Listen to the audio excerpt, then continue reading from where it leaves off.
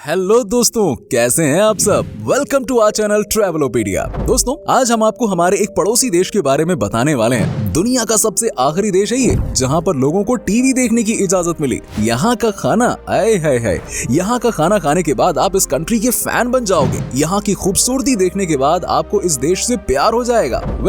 पहाड़ों से घिरे इस देश में दुनिया का सबसे खतरनाक एयरपोर्ट है। दोस्तों, दुनिया का ये एकमात्र ऐसा देश है जहां पर तंबाकू बेचना पूरी तरह से बैन है। दोस्तों, इस देश की राजधानी में आपको एक भी रेड लाइट नजर नहीं आएगी और ये देश कोई और नहीं बल्कि है भूटान। यस, तो चलिए दोस्तों, एक साथ चलते हैं खूबसूरत देश भूटान के सफर पर। लेकिन वीडियो में आगे बढ़ने से पहले हमारे चैनल को सब्सक्राइब करके बेल आइकन जरूर दबा दीजिएगा।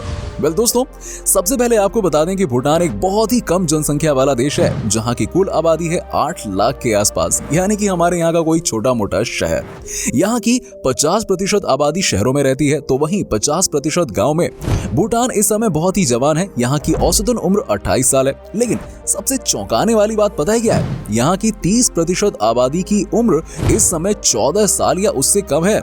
क्या आपको पता है कि इस देश ने दुनिया को बचाने के लिए कितना बड़ा मुहिम चला रखा है? आपको बता दूं कि भूटान के हर इंसान अपनी सबसे पहली ड्यूटी समझता है हफ्ते में कम से कम एक पेड़ लगाना। जी हाँ, ये है इस देश का दुनिया के लिए संदेश। यही वजह है कि इस कंट्री में 70% लैंड से भी ज्यादा का हिस्सा जंगलों से घिरा हुआ है। यहाँ के लोगों का मानना है कि अगर आपको आने वाले समय में इस दुनिया को बचाना है तो कम से कम वर्ल्ड के 60% हिस्से में पेड़ लगे होने चाहिए।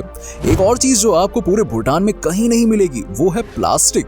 इस देश में कोई भी प्लास्टिक का इस्तेमाल नहीं करता है, क्योंकि इसकी साफ सफाई मनाही है। इनफैक्ट कहा जाता है कि इस देश में जो भी गलती से भी प्लास्टिक का इस्तेमाल किया उसके खिलाफ कानूनी कार्रवाई होती है।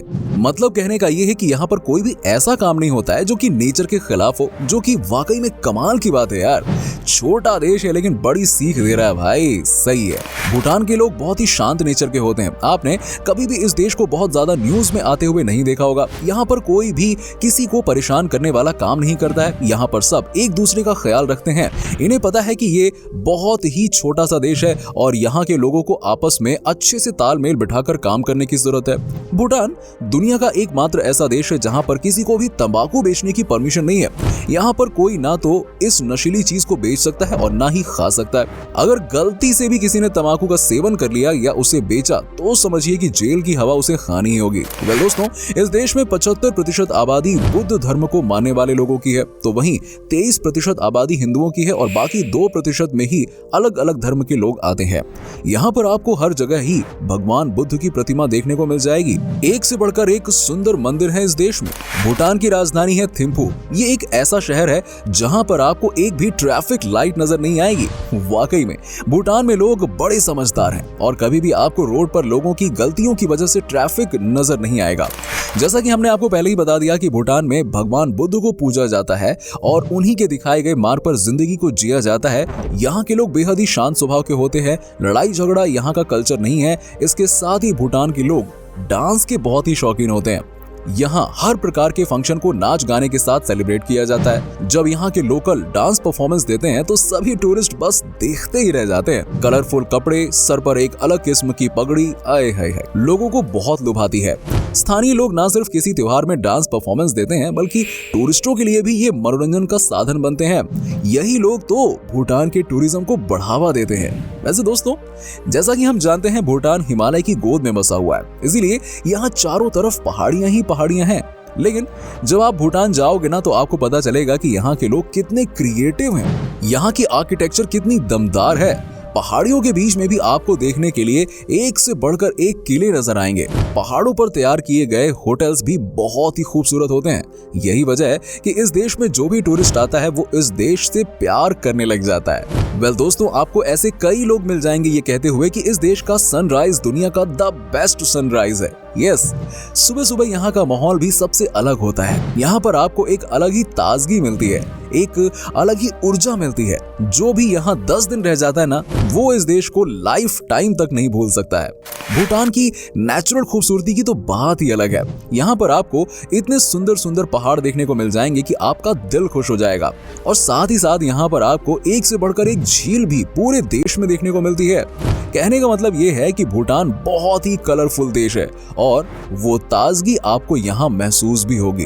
वेल दोस्तों, कुछ मामलों में यहाँ की सरकार थोड़ा ज्यादा ही स्ट्रिक्ट है, जैसे कि ये दुनिया का सबसे आखिरी देश माना जाता है जहाँ पर लोगों को टीवी देखना अलाउ किया गया। भूटान के लोगों को टीवी के बारे में बहुत कुछ नहीं पता था। साथ ही साथ अभी कुछ ही साल बीते हैं जब यहाँ पर इंटरनेट की शुरुआत हुई है। दरअसल इस देश को वेस्टर्न कल्चर से बचाया जाता है। लोगों का मानना है कि वेस्टर्न कल्चर ने दुनिया को जितना दिया नहीं है उससे ज्यादा बेकार कर दिया है। वैसे सबकी अपनी अपनी सोच होती है भाई, इस बारे में ज्यादा कुछ नहीं कह सकता मैं। बहरहाल भूटान के लोग ज्यादातर खेती ही करते हैं। यहाँ पर या तो जंगल है या तो पहाड़ है, ऐसे में खेती करना एक बहुत ही बड़ा चैलेंज है। साथ ही साथ यहाँ पर केवल 16% ही लैंड है जहाँ पर लोग अनाज उगा सकते हैं, लेकिन फिर भी मैक्सिमम लोग खेती के धंधे में ही लगे हैं। एक और तरीका है जहाँ से भूटान के लोग पैसा कमाते हैं और वो है टूरिज्म। चूंकि इस देश में देखने लायक बहुत सारी जगहें हैं, इसीलिए यहाँ पर लाखों की संख्या में लोग आते हैं। हर साल यहाँ पर 6 से 7 मिलियन लोग आते हैं। सोचिए 8 लाख तो इस देश की आबादी है और 60 से 70 लाख लोग यहाँ घूमने के लिए आते हैं साल में। वाह यार, सही है। यानी कि देश की आबादी से ज्यादा लोग तो यहाँ घूमने के लिए आ जाते हैं, इसीलिए तो यहाँ के लोगों के लिए ये बड़ा सोर्स ऑफ इनकम है। दोस्तों, भूटान एक ऐसा देश है जिसके पास ना तो अपनी नौसेना है और ना ही अपना इनके पास वायुसेना है। इसके लिए ये देश टोटली इंडिया पर निर्भर है। यही वजह है कि भूटान का रिलेशन हमेशा से ही हमारे देश के साथ बहुत ही अच्छा रहा है। अगर इस देश को किसी भी चीज की जरूरत होती है तो वो सीधा भारत के पास ही आता है। वैसे इसके अलावा भारत भूटान से बिजली भी खरीदता है। दोस्तों, भूटान के लोग खुश रहने के लिए कोई स्पेशल अचीवमेंट का इंतजार नहीं करते हैं। ये बिंदास मस्त रहते हैं यार, और वो अपनी ही धुन में लाइफ जीते हैं। यही वजह है कि दुनिया में भले ही इस देश का बहुत नाम ना हो, लेकिन आपको बता दूं कि इस देश को दुनिया के सबसे खुशहाल देशों में से एक माना जाता है। भूटान दुनिया के कुछ ऐसे चुनिंदा देशों में से एक है जहां भारतीय लोग बिना वीजा के घूमने के लिए जा सकते हैं। इस देश में कोई भी हिंदुस्तानी 7 दिनों तक रह सकता है। हालांकि उससे ज्यादा अगर आप इस देश में रुकना चाहते हैं तो आपको वीजा लेना होगा। वैसे आपको बता दूं कि इस कंट्री में हिंदुस्तानियों को बहुत प्यार मिलता है। आपको फील नहीं होगा कि आप किसी दूसरे देश में आए, आपको लगेगा कि हाँ यार, ये हमारा ही देश है। दोस्तों, एक नियम जो कि सबको यहाँ जाने से पहले जरूर जान लेना चाहिए वो ये है कि भूटान में अगर किसी ने भी किसी जानवर का शिकार किया या किसी चिड़िया को मारने की कोशिश की तो समझिए कि उसे 15 साल की जेल की सजा सुनाई जाती है। जी हाँ, और इससे कोई छूट नहीं सकता। भूटान देश के पास बहुत पैसा नहीं है, लेकिन फिर भी इस कंट्री में एजुकेशन एंड मेडिकल यहाँ के लोगों के लिए बिल्कुल फ्री है। यहाँ पर आपको पढ़ाई करने में 1 रुपए खर्च नहीं करना है और ना ही आपको मेडिकल खर्चे के बारे में सोचना है। भूटान की एक और चीज जो टूरिज्म को खास बनाती है वो है यहाँ का खान पान। जी हाँ, तीखी मिर्च के साथ तेज मसालों का इस्तेमाल यहाँ के ज्यादातर डिशेस में किया जाता है। वैसे तो यहाँ खाने पीने के तमाम विकल्प मौजूद हैं, लेकिन कुछ डिशेस ऐसी हैं जिन्हें यहाँ आकर जरूर ट्राई करें, जैसे कि होंटे मोमोज। सिर्फ इंडिया में नहीं, भूटान, नेपाल जैसे देशों का भी पसंदीदा डिशेस में से एक है।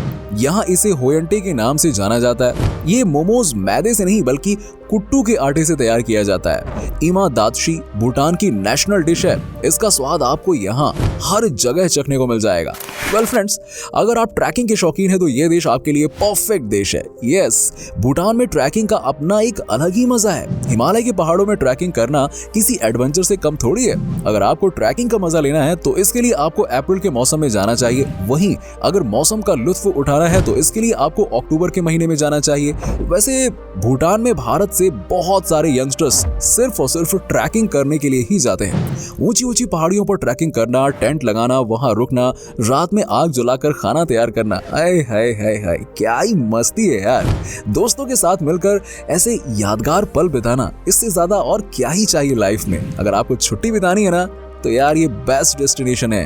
दोस्तों, भगवान बुद्ध के डोल डेम्मा की प्रतिमा थिम्फू में स्थित है, जो विश्व में भगवान बुद्ध की विशाल प्रतिमाओं में से एक है। इसकी ऊंचाई 169 फीट यानी कि 52 मीटर है।